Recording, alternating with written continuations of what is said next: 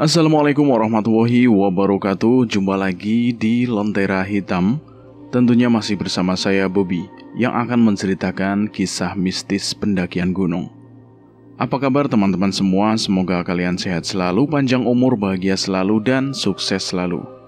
Pada kesempatan kali ini saya akan menceritakan sebuah kisah mistis yang berjudul Malam Tabu Gunung Raung. Cerita ini ditulis oleh Alin Amarwati. Buat teman-teman yang baru bergabung di channel ini, silahkan klik tombol subscribe dan tombol loncengnya agar kalian tidak ketinggalan cerita terbaru dari kami.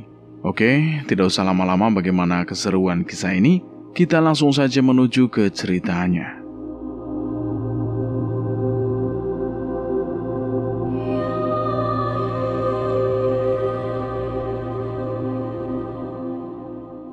Namaku Bagus, lahir dari keluarga yang begitu sederhana.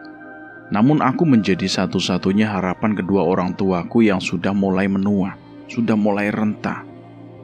Menjadi anak sematawayang yang paling diandalkan di rumah. Acap kali membuat aku merasakan lelah yang sulit untuk disudahi begitu saja. Melampiaskannya dengan melakukan pendakian menjadi hal yang menjadi keharusan bagiku, supaya rasa stres tidak datang menderaku begitu saja. Tepatnya pada tahun 2010 silam, karena penat yang tidak berkesudahan, aku pun akhirnya memutuskan untuk melakukan pendakian seorang diri ke sebuah gunung yang cukup jauh dari tempat tinggalku. Gunung Raung namanya. Gunung yang berada di perbatasan Kabupaten Jember, Bondowoso, dan Banyuwangi, Jawa Timur. Itu seolah-olah menarik, memikatku untuk datang dan melakukan pendakian ke gunung yang memiliki ketinggian 3.344 mdpl itu.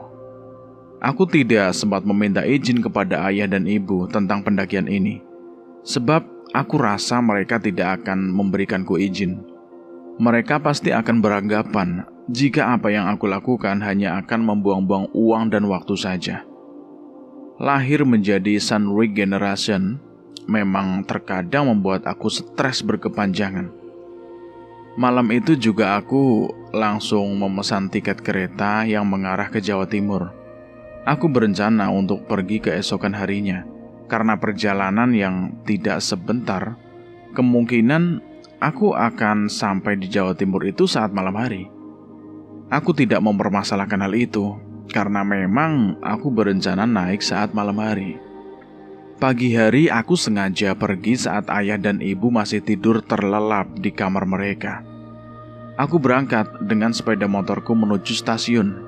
Aku bergegas untuk naik ke dalam kereta dan duduk di dekat jendela sembari memandangi tiap rel yang akan aku lintasi ini. Semua kawan-kawanku tidak ada yang tahu perihal pendakian ini. Aku pun sengaja tidak memberitahukannya kepada mereka. Padahal jika mereka aku ajak, sudah pasti mereka akan sangat kegirangan. Karena memang hobiku dan hobi sebagian besar kawanku itu sama. Terkadang, hidup pun perlu kesendirian, iya bukan? Aku pun memilih untuk tertidur di dalam gerbong kereta. Karena memang perjalanan yang akan aku tempuh cukup jauh dan memakan waktu yang tidak sebentar. Baru saja aku memejamkan mataku, aku sudah mengalami mimpi buruk. Aku bermimpi kereta yang sedang membawaku mengarah ke jalan yang tidak semestinya. Hingga pada akhirnya kereta ini pun mengalami kecelakaan hebat. Mimpi itu berhasil membuat aku menjerit dan terbangun dari mimpiku itu. Astagfirullahaladzim. Aku berteriak. Semua orang yang berada di gerbong yang sama denganku pun juga kaget mendengar teriakanku. Satu persatu dari mereka menanyakan apa yang terjadi denganku. Aku berusaha untuk menenangkan diriku sendiri dan mencoba untuk mengatakan kepada semua orang bahwa tidak ada masalah apapun di dalam diriku. Setelah mimpi buruk itu, aku tidak bisa lagi tertidur di dalam kereta. Perasaanku cemas berkepanjangan.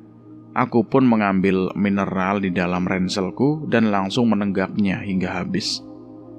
Ketika perasaanku mulai tenang, aku berusaha untuk kembali mencerna maksud di balik mimpi buruk itu. Aku tidak berpikir jika nyatanya mimpi itu ada hubungannya dengan pendakian yang akan aku lakukan. Saat aku sedang merenung, secara tiba-tiba ada cicak jatuh tepat di kepalaku. Sontak hal tersebut semakin membuat aku cemas. Rasanya tidak mungkin ada cicak di dalam kereta api. Selain itu juga, aku tahu sedikit mitos makna di balik kejatuhan cicak di atas kepala yang memiliki maksud akan datangnya sial ataupun malapetaka. Ya Tuhan, semoga semuanya baik-baik saja. Aku berucap lirih. Tiba-tiba saja dering teleponku berbunyi. Ternyata ibu menelponku. Tak biasanya ibu menghubungiku. Aku pun bergegas untuk mengangkatnya. Khawatir ada hal penting yang ingin ibu sampaikan. Bagas, kamu di mana? Saya di kereta, Bu. Loh, mau kemana? Pulang, Gas. Ayah kamu jatuh dari kamar mandi. Ibu butuh uang untuk bawa ayah ke klinik. Bukannya Bagas kemarin sudah kasih semua uang gaji Bagas ke Ibu? Kenapa nggak pakai uang itu saja, Bu?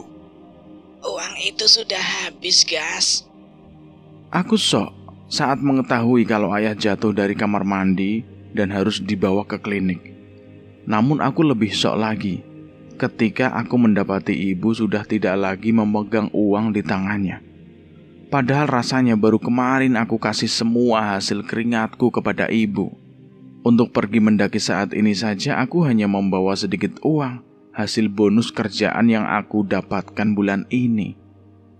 Aku pun terdiam hingga membuat ibuku naik pitam karenanya. Ibu marah karena aku tidak kunjung menjawab ucapannya. Rasanya aku sangat butuh ketenangan. Namun baru beberapa waktu saja aku pergi, polemik sudah datang menghampiriku. Bagas sudah nggak ada pegangan, Bu. Kan semua uang Bagas sudah dikasih ke Ibu. Tapi ayah kamu harus ke klinik. Pakai uang gaji Bagas kemarin, Bu. Rasanya tidak mungkin jika dalam sehari uang itu sudah habis. Kamu ini ngeyel kalau dibilangin. Ibu kan sudah bilang kalau uang itu sudah habis. Kamu pulang sekarang atau nggak usah pulang sekalian. Ucap ibu seraya mematikan teleponnya. Rasanya sakit sekali. Belum pulih rasa cemasku akibat beberapa kejadian yang aku alami di gerbong kereta. Kini aku mendapat ucapan tidak mengenakan dari ibu. Selain itu pula aku cukup mengkhawatirkan kondisi ayah. Apa yang harus aku lakukan sekarang? Aku pun merenung sejenak agar aku bisa berpikir dengan jernih. Akhirnya aku pun memutuskan untuk tetap melanjutkan niatku sejak awal, yaitu untuk melakukan pendakian. Memang terkesan jahat karena aku justru pergi saat kondisi ayahku tidak cukup baik. Namun saat ini aku tidak begitu percaya dengan perkataan ibu, karena memang ibu itu kerap kali menggunakan ayah sebagai alat untuk mendapatkan uang lebih dariku. Padahal jelas-jelas sejak awal semua gaji yang aku dapatkan aku berikan semuanya kepada ibu. Kali ini aku harus bisa kuat. Bagaimanapun juga, aku tetap butuh ketenangan. Aku pun memutuskan untuk tetap terjaga di sepanjang perjalananku menuju Jawa Timur. Dan tanpa aku sadari air mataku pun menetes membasahi pipiku. Mungkin karena aku merasa cukup lelah dengan hidupku yang tidak baik-baik saja. Nyatanya menjadi anak sematawayang tidak menjamin kebahagiaan. Setelah melakukan perjalanan yang cukup panjang, aku pun akhirnya sampai di tempat tujuanku. Saat itu hari sudah beranjak malam. Aku memutuskan untuk pergi ke base camp Gunung Raung dengan menggunakan sepeda motor agar bisa lebih menghemat waktu perjalanan. Tepat di jam 8 malam, aku sampai di base camp Gunung Raung. Aku lebih dulu mampir ke sebuah warung yang berada tak jauh dari base camp itu. Rasa lapar sudah tidak mampu lagi aku tahankan. Saat pertama kali masuk ke dalam warung ini, aku mencium aroma melati yang cukup menyengat. Aku coba lihat sekeliling, dan aku tidak melihat adanya bunga melati yang tumbuh di dekat warung itu. Aku pun kemudian mencoba untuk menanyakannya kepada bapak pemilik warung. karena memang aromanya itu sangat-sangat menyengat. Pak, kok di sini bau kembang melati banget ya, Pak? Biasa itu, Mas. Memang aromanya berasal dari mana, Pak? Ini kan malam tabu, Mas. Jadi sudah biasa. Maksudnya malam tabu apa ya, Pak? Loh, kamu nggak tahu toh? Memangnya kamu mau kemana? Saya mau naik ke Puncak Raung, Pak. Lebih baik kamu urungkan niatmu saja, Mas. Bahaya soalnya. Tapi saya sudah sampai sejauh ini loh, Pak. Memangnya kamu dari mana? Saya dari Jakarta. Waduh, jauh sekali toh. Ya itu, Pak. Setelahnya bapak pemilik warung itu pun memberikan wejangan kepadaku agar aku tidak melakukan pendakian ke Puncak Raung malam itu. Karena memang menurut bapak pemilik warung, malam itu bukanlah malam yang tepat untuk melakukan pendakian. Justru jika aku nekat akan mengakibatkan fatal nantinya. Meskipun begitu, tekadku sudah cukup bulat. Karena ingin sekali rasanya aku menghilangkan penat yang benar-benar menderaku saat ini. Meskipun aku tidak selamat nantinya, aku tidak begitu mempermasalahkannya. Bukankah takdir hidup dan mati sudah ditentukan oleh Sang Ilahi? Aku pun memilih untuk diam saat menyantap makanan yang sudah dihidangkan oleh bapak pemilik warung itu. Meskipun beliau terus-menerus memandangiku, namun aku berusaha untuk abai dan tetap melanjutkan apa yang sudah seharusnya direncanakan olehku sebelumnya. Setelah selesai, aku pun bergegas untuk pergi ke base camp dan memulai pendakian. Sesaat setelah melewati gerbang pendakian, perasaanku pun mulai cemas. Aku kembali teringat dengan ucapan bapak pemilik warung yang hingga kini mengganggu pikiranku. Apa mungkin ucapan beliau benar?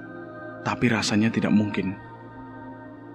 Aku pun kembali fokus dalam pendakianku saat ini.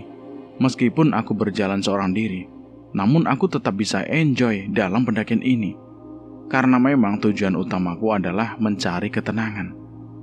Aku memulai pendakian tepat di jam 9 malam. Karena hari sudah larut, aku pun tidak menggunakan jasa ojek untuk bisa sampai di pos 1. Aku lebih memilih untuk berjalan pelan sembari menikmati perjalanan malamku. Suasana malam itu terasa terang karena memang sedang bulan purnama. Hal itu semakin menambah kesahduan pendakian malam itu. Tujuan pertamaku adalah pos pertama, pos yang lebih dikenal dengan sebutan Pondok Pak Sunaria. Perjalanan yang harus aku tempuh kurang lebih sekitar 4 jam atau bahkan lebih. Semua tergantung dengan langkah kaki sendiri. Waktu yang tidak sebentar untuk bisa sampai di pos pertama. Suasana malam itu sangat sepi, mungkin karena malam tabu yang dibicarakan oleh bapak pemilik warung. Meskipun aku sendiri masih tidak kunjung paham dengan apa itu malam tabu. Aku memilih untuk berjalan pelan. Kondisi jalur yang aku bijaki masih cukup landai, sehingga tidak begitu melelahkan. Aku tidak banyak bicara, karena memang aku seorang diri di sana. Aku berharap bisa bertemu dengan pendaki-pendaki lain, agar aku bisa berbincang dengan mereka dan bisa melepas penatku yang tidak kunjung mereda. Tidak ada kejanggalan yang terjadi di sepanjang perjalananku menuju pos pertama. Namun dingin benar-benar berhasil menyelimuti tubuhku. Semilir angin pun tidak kunjung reda hingga membuat aku sesekali merasa kedinginan yang cukup hebat. Saat tubuhku sudah mulai merasakan hal yang tidak beres, aku memilih untuk beristirahat dan menikmati kopi panas untuk meredakan dingin yang aku rasakan. Aku harus pandai mengelola waktu dan memperhatikan tubuhku. Sebab aku datang seorang diri, itu artinya aku hanya bisa bergantung dengan diriku sendiri. Setelah sampai di pos pertama, aku memilih untuk beristirahat. 4 jam perjalanan yang sangat melelahkan, aku tiba di pos pertama sekitar jam 1 malam. Rasanya ngantuk sudah mulai aku rasakan. Aku pun memilih untuk memejamkan mataku sejenak di pos pertama ini. Paling tidak untuk mengobati rasa ngantukku, sebab aku tidak ingin mendaki dalam kondisi mengantuk. karena bagiku itu sangat-sangat membahayakan. Saat aku tidur, aku merasa ada banyak sekali orang yang berdiri di sekitarku. Aku pun merasa terganggu dengan hal itu, hingga akhirnya aku pun memilih untuk kembali membuka mataku. Namun aku tidak melihat siapapun di sekelilingku. Hanya aku sendirian, tidak ada pendaki lain atau siapapun di sekelilingku. Mungkin ini hanya perasaanku saja. Ucapku mencoba untuk meyakinkan diriku sendiri. Aku pun kembali memejamkan mataku karena tidak melihat siapapun. Namun anehnya, lagi dan lagi aku merasakan ada banyak sekali orang yang sedang menatap ke arahnya. Banyak sekali orang yang berdiri tepat di sampingnya. Rasanya sangat aneh, namun itulah yang aku rasakan malam itu. Aku akhirnya memilih untuk menghentikan tidurku kala itu dan memilih untuk terjaga hingga kondisiku membaik lagi. Karena tidak ingin terus dihantui oleh kejanggalan, aku pun akhirnya memilih untuk melanjutkan perjalananku menuju pos kedua. Saat itu jam menunjukkan pukul 2 pagi. Perjalanan dari pos 1 menuju pos 2 kurang lebih akan memakan waktu selama 2 jam. Kali ini aku memilih untuk mempercepat langkah, karena aku tidak ingin terus dihantui oleh keganjilan yang aku sendiri pun masih belum bisa paham. Di sepanjang perjalanan, aku terus berharap bisa berjumpa dengan pendaki-pendaki lain di malam itu. Meskipun aku sendiri pesimis dengan harapanku sendiri, namun bukanlah manusia itu boleh terus berharap. Jangan sampai niatku untuk menenangkan diri di Raung justru berdampak sebaliknya. Saat aku hampir sampai di pos 2, tiba-tiba saja teleponku berdering. Aku pun bergegas untuk membuka dan mengangkat teleponku. Ada nomor tidak dikenal yang melakukan panggilan ke nomorku. Aku pun bergegas untuk mengangkatnya, barangkali memang penting. Saat aku mengangkatnya, aku hanya mendengar suara berisik. Tak lama kemudian aku mendengar sebuah kata yang berhasil membuat aku bergidik bukan main. Mati. Suara yang aku dengar dari telepon ini. Aku pun langsung melempar telepon genggam milikku dan panggilan itu pun berakhir. Aku kembali mengambil telepon genggam milikku. Aku terkejut ketika aku mendapati jika teleponku saat itu tidak ada sinyal. Lalu dari mana asal panggilan itu? Mengapa dia bisa menelponku, sementara sinyal di dalam teleponku itu tidak ada? Aku benar-benar ketakutan saat itu. Rasanya aku sangat ingin menghentikan pendakianku saat ini juga. Karena aku terus-menerus mendapatkan keganjilan yang benar-benar membuat aku merasakan rasa takut yang begitu hebat. Apa aku turun lagi saja ya? Aku berpikir sembari ketakutan. Rasanya aku tidak sanggup jika harus merasakan keganjilan di sepanjang pendakian ini seorang diri. Jika tahu akan ada banyak keganjilan yang datang menghampiriku, tentu aku tidak akan nekat untuk naik sendirian. Gunung Raung menjadi kali pertamaku melakukan solo hiking dan langsung disuguhkan dengan keganjilan yang tanpa jeda. Aku pun memilih untuk berdiri sembari memikirkan apa aku akan lanjut naik atau memilih untuk turun.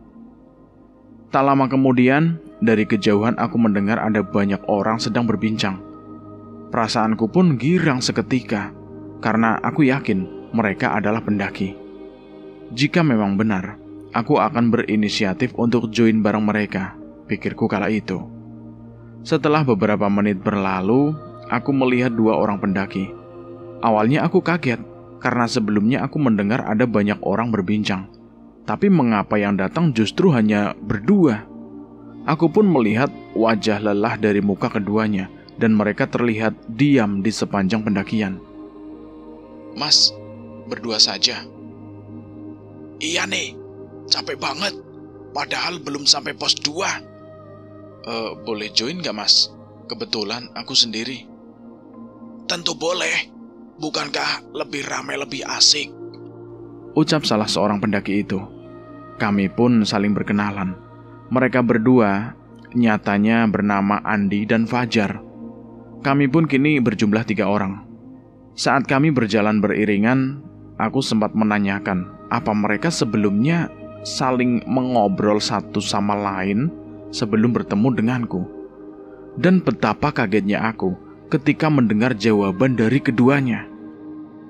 Kebetulan tadi sebelum sampai sini kami diam dan gak saling berbincang, Mas. Soalnya capek banget. Benar itu, Mas. Kami bahkan banyak berhenti karena kelelahan. Persiapan kami memang kurang matang, sehingga kami berdua mudah lelah. Namun karena pendakian Raung ini sudah begitu lama kami rencanakan, alhasil kami pun tidak memilih untuk menundanya.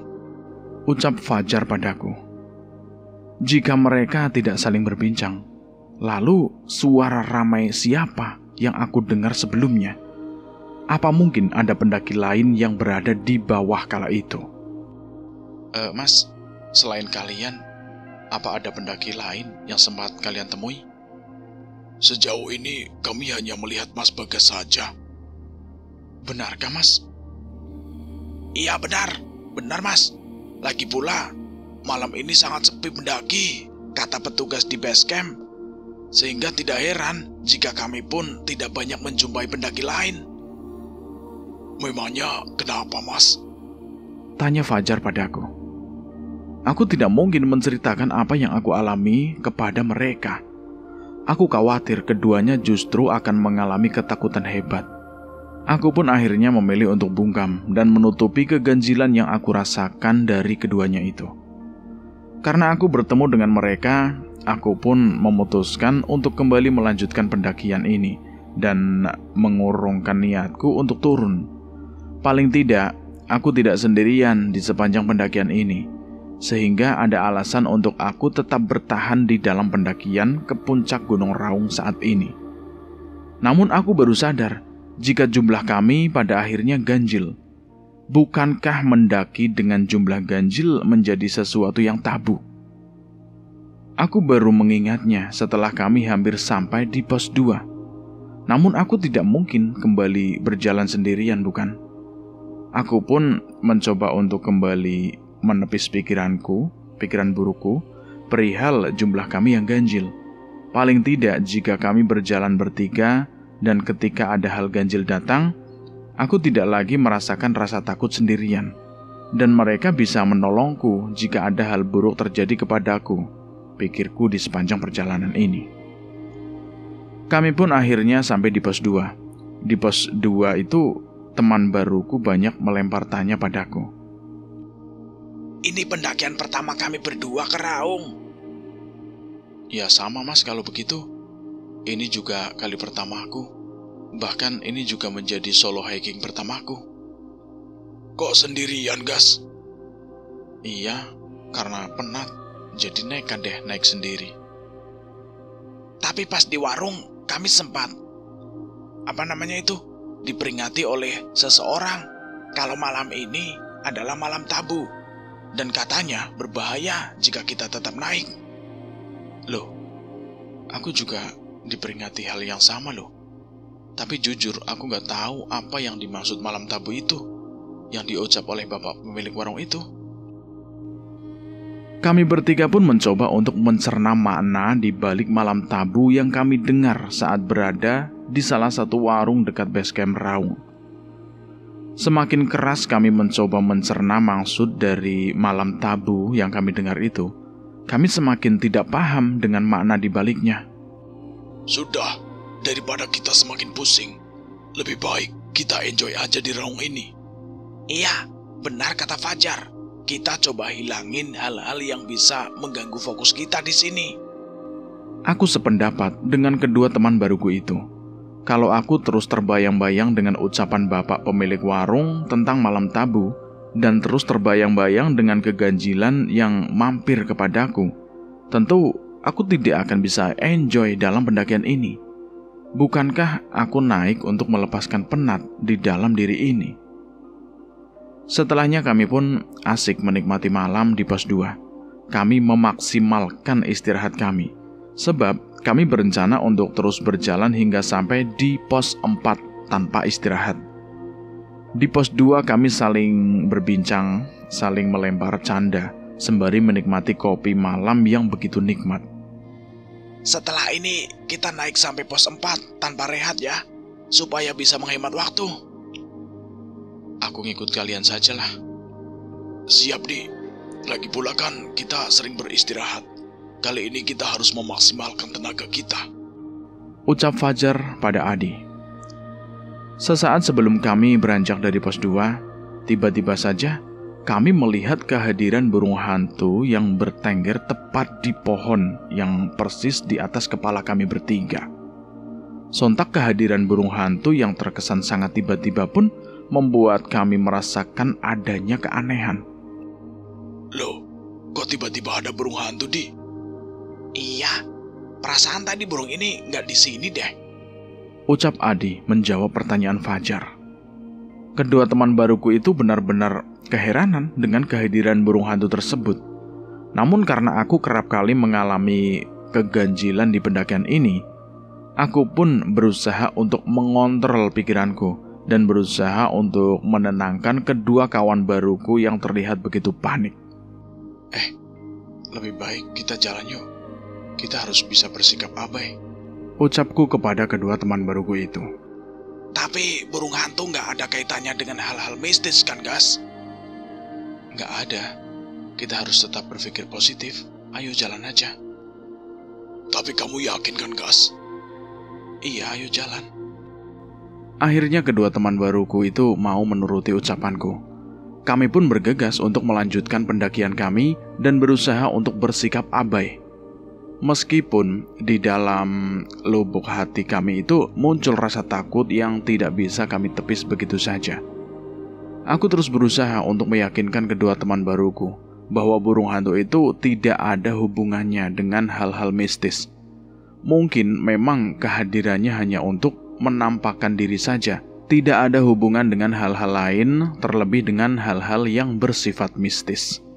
Kami pun lantas bergegas untuk melanjutkan perjalanan kami menuju pos ketiga. Kami akan melewati jalur punggungan dan medan mulai menanjak. Masih dengan hutan yang rapat, di mana sebelah kiri kami adalah jurang. Waktu yang harus kami lewati kurang lebih 1-2 jam perjalanan untuk bisa sampai di pos 3. Di tengah perjalanan, aku baru ingat jika aku dan kedua temanku mendaki di malam yang cukup keramat, yaitu malam Jumat Kliwon. Aku tidak berpikir sebelumnya, karena terlalu penat, aku pun akhirnya lupa waktu. Aku pun kemudian mencoba untuk memberitahukannya kepada kedua teman baruku itu. Ngomong-ngomong, aku lupa kalau ini malam Jumat Kliwon. Ngeri nggak ya kalau kita naik di waktu seperti ini? Tanyaku khawatir dengan kedua teman baruku itu. Sebelumnya aku dan Adi sadar, Gas, jika sekarang ini malam Jumat Kliwon. Namun karena kami ingin membuktikan hal-hal mistis yang ada di Gunung Raung, akhirnya kami nekat datang. Meskipun kami penasaran dengan keangkeran Gunung Raung itu, namun nyatanya kami begitu penakut. Baru bertemu dengan burung hantu saja kami sudah merinding hebat. Rasanya aku sangat ingin menyudahi pendakian ini. Ucap Fajar padaku. Benar kata Fajar, Gas. Kami nekat naik pertama kali ke Gunung Raung. Kami nekat pula naik di waktu yang cukup menegangkan. Kalau saja kami tidak bertemu dengan kamu saat di pos sebelumnya, mungkin kami berdua sudah turun pas bertemu dengan burung hantu sebelumnya itu, Gas. Kata Adi menambahkan. Aku pikir aku bisa berlindung dari kedua teman baruku itu. Nyatanya aku keliru. Merekalah yang justru berlindung kepadaku. Padahal rasa takutku pun tidak bisa ditepis begitu saja. Siapa sih yang cukup berani jika ada banyak keganjilan datang menderanya? Terlebih lagi di dalam pendakian ke gunung yang lumayan angker bagi sebagian besar orang. Apa Gunung Raung cocok untuk kita yang baru pertama kali datang? Ucapku khawatir dengan kedua teman baruku itu. Kalau dilihat dari medannya yang cukup berat, rasanya gunung ini tidak begitu cocok untuk kita. Namun kita sudah sampai sejauh ini. Kita tidak mungkin turun begitu saja, kan? Paling tidak, kita harus bisa sampai di puncak bendera. Selebihnya, jika kita memang sudah tidak sanggup lagi, kita akan turun tanpa menginjakkan kaki di puncak-puncak lainnya. Iya Fajar, Adi. Aku setuju. Paling tidak, puncak pertama harus bisa kita singgahi. Semangat kami pun kembali membara lagi. Meskipun gelap masih membersamai perjalanan kami. Namun hal itu tidak begitu membuat kami bertiga mempermasalahkan hal tersebut. Kami cukup enjoy di tengah perjalanan menuju pos 3. Gunung Raung adalah gunung tanpa sumber mata air. Aku sudah mencoba untuk mencari tahu kepada beberapa kawan yang sudah pernah singgah ke Gunung Raung, sehingga aku membawa banyak perbekalan air agar aku tidak dehidrasi nantinya. Karena kekurangan air saat melakukan pendakian adalah kesalahan yang cukup fatal. Kalian bawa cukup air kan? Kami bawa 2 liter gas, cukup kan? Tanya Adi padaku. Duh, kok cuma bawa 2? Itu gak akan cukup. Apalagi di Gunung Raung tidak ada sumber air. Andi dan Fajar mulai panik, karena memang keduanya itu tidak membawa cukup air untuk bisa sampai di puncak bendera. Akhirnya aku pun memberikan beberapa liter punyaku kepada mereka. Paling tidak agar mereka jangan sampai dehidrasi saat pendakian ini. Terlebih lagi mereka kini bersamaku. Itu artinya kami harus saling bantu satu sama lain. Kami pun kembali melanjutkan perjalanan dan menyudahi perbincangan perihal mineral. Paling tidak, air kami bertiga jika digabung bisa bertahan hingga kami sampai di puncak bendera nantinya. Asalkan kami tidak terlalu banyak minum di sepanjang pendakian ini. Sesaat sebelum sampai di pos 3, tiba-tiba saja aku mendengar suara langkah kaki kuda yang terdengar sangat jelas. Sontak hal itu berhasil mengundang perhatianku dan membuat aku setengah tidak percaya. Rasanya sangat aneh. Jika di tengah hutan belantara dan di tengah jalur pendakian yang mulai menanjak, ada seekor kuda yang berkeliaran di sekitar sini. Kalian dengar suara langkah kaki kuda nggak? Aku bertanya pada Adi dan Fajar. Mereka berdua nampak kebingungan dengan pertanyaanku. Pasalnya mereka tidak mendengar apapun. Jangankan suara telapak kaki kuda, suara jangkrik pun tidak didengar oleh keduanya. Itu artinya hanya aku yang mendengar dengan jelas suara telapak kaki kuda tersebut. Aku pun mengernyitkan dahi, tanda tidak percaya. Kedua teman baruku justru menanyakan apa yang aku dengar, karena mereka pun merasa tidak percaya dengan apa yang aku ucapkan. Kamu yakin dengar suara kaki kuda? Apa kamu gak salah dengar? Tanya Fajar, mencoba untuk memastikan. Yakin? Aku gak mungkin salah dengar. Itu benar-benar suara telapak kaki kuda loh. Ya sudah, ayo kita coba cari sumber suara yang kamu dengar itu. Kalian yakin kalau suara itu nyatanya berasal dari hal mistis gimana? Semoga saja bukanlah. Kita cari sumber suara itu untuk memastikannya. Ya udah, ayo.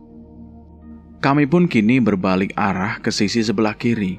Sisi di mana aku mendengar suara langkah kaki kuda dengan begitu jelas.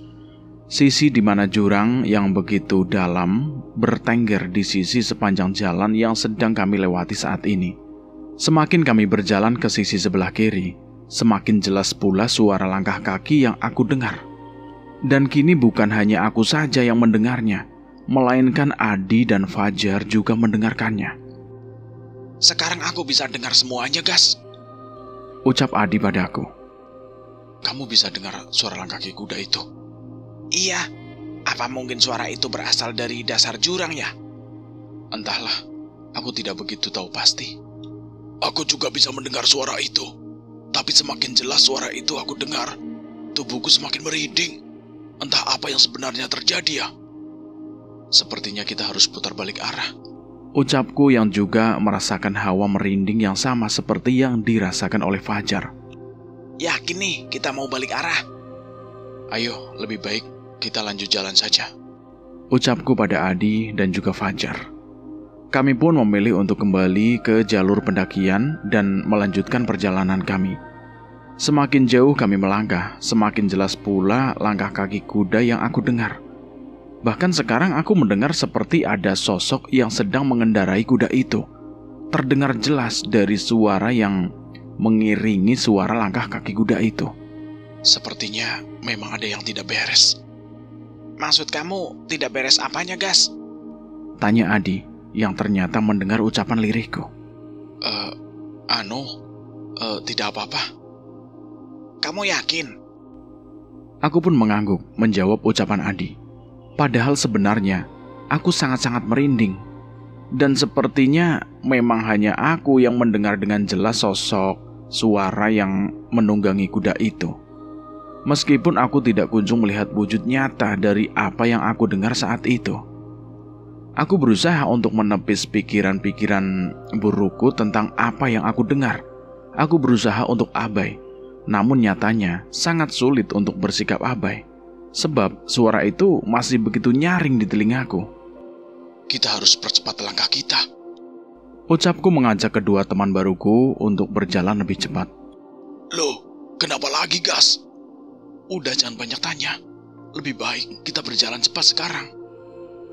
Pasti ada sesuatu yang gak beres kan? Nanti aku ceritakan. Akhirnya mereka berdua pun mau mengikuti ucapanku. Kami pun akhirnya memilih untuk berjalan cepat hingga kami pun sampai di pos 3 dan langsung melanjutkan perjalanan kami menuju pos 4. Kami tidak beristirahat di pos 3 selain karena suara langkah kaki kuda dan sosok di baliknya masih dengan jelas aku dengar.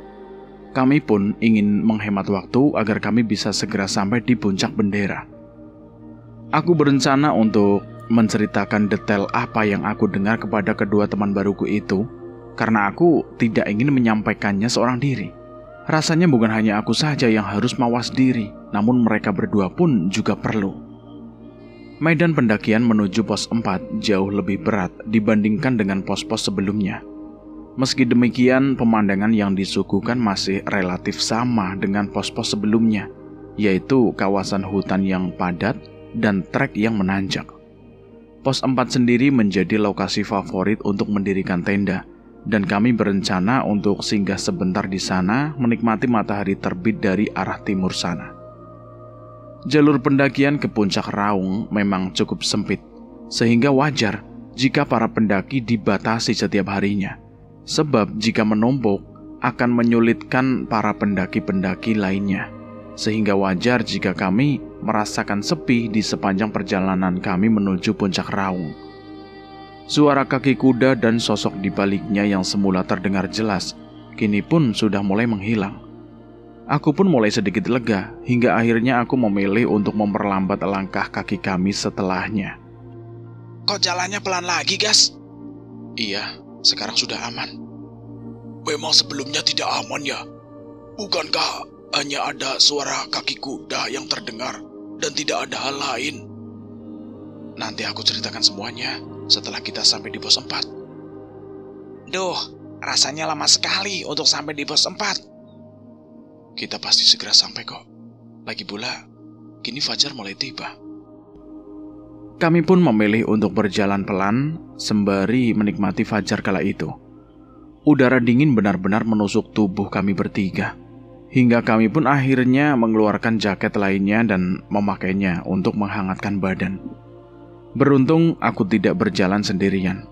Aku merasa senang karena ternyata aku bisa berjumpa dengan kedua teman baruku ini. Meskipun rasa takut mereka nyatanya jauh lebih hebat dibandingkan dengan rasa takutku.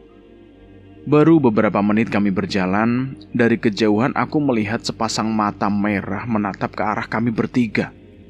Bola matanya itu begitu besar, merah, dan sangat mengerikan.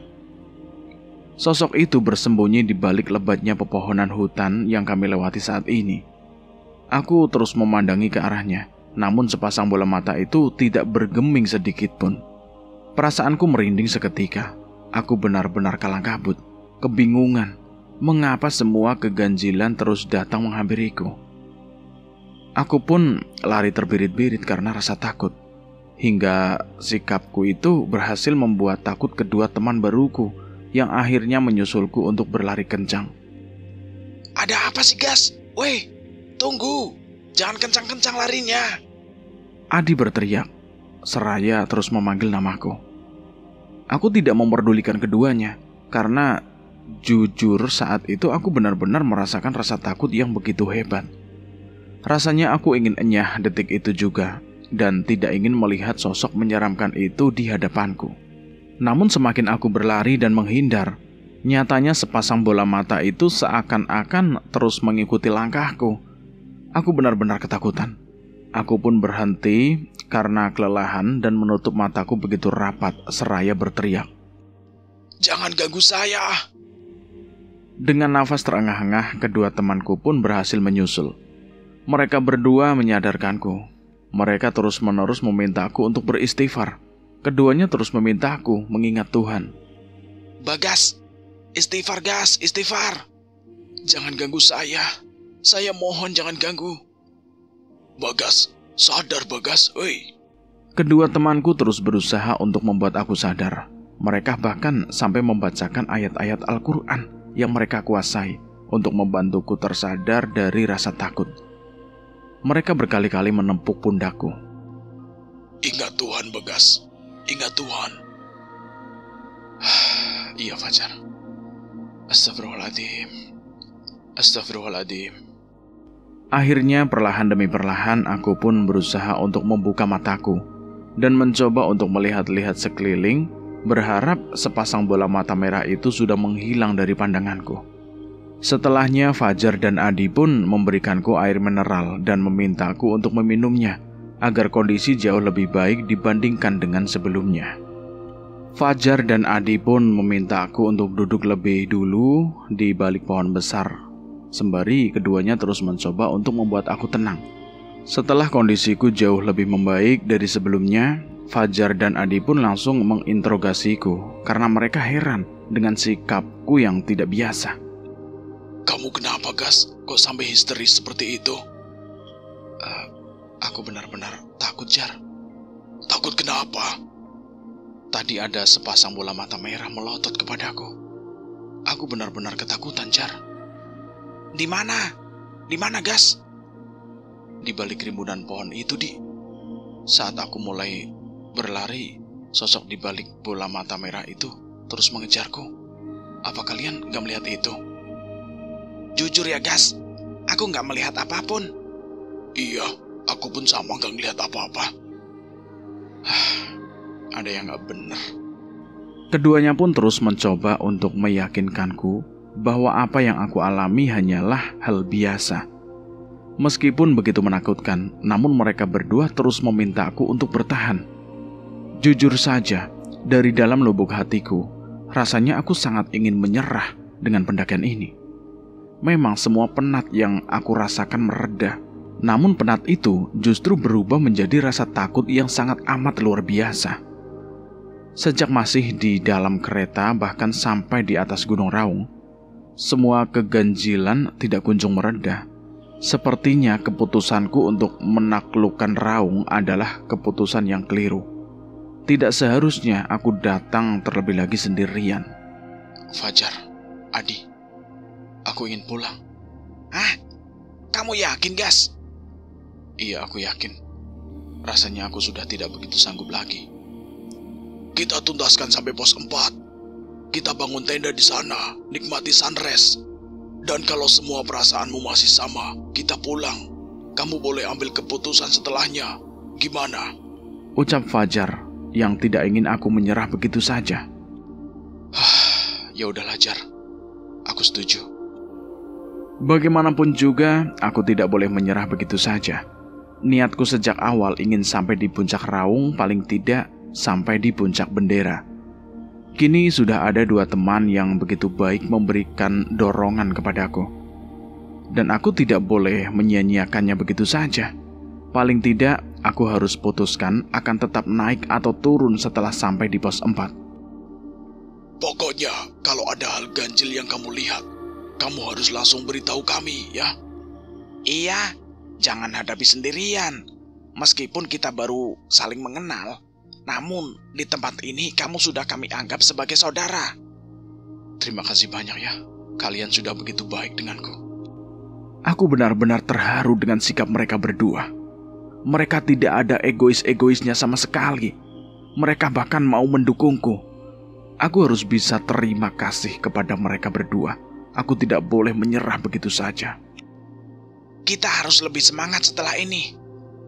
Iya, semangat-semangat. Setelahnya kami pun memilih untuk melanjutkan perjalanan kami menuju pos 4. Waktu yang harus kami tempuh untuk bisa sampai di pos 4 kurang lebih 2 jam. Kami akan mencoba untuk mempercepat langkah kami, agar sebelum 2 jam kami bisa sampai di pos 4 dan bisa segera membangun tenda di sana. Di sepanjang perjalanan menuju pos 4, aku tidak henti-hentinya terus berdoa sebisaku.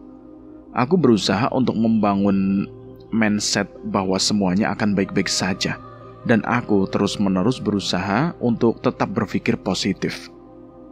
Aku tidak ingin pikiran burukku justru akan membuat aku merasakan rasa takut yang lebih hebat lagi. Setelah menempuh perjalanan panjang, kami pun akhirnya sampai di pos 4. Kami bergegas untuk mengeluarkan semua peralatan yang sudah kami bawa untuk membangun tenda. Kami hanya bangun 1 tenda, sehingga tenda milikku pun tidak aku keluarkan. Setelah semuanya selesai, kami memilih untuk menikmati fajar di depan tenda, sembari menikmati kopi hitam yang sebelumnya sudah kami seduh. Dan cerita ini bersambung dulu sampai di sini. Saya akan melanjutkan ceritanya lagi di part berikutnya. Terima kasih buat teman-teman yang sudah mendengarkan cerita ini.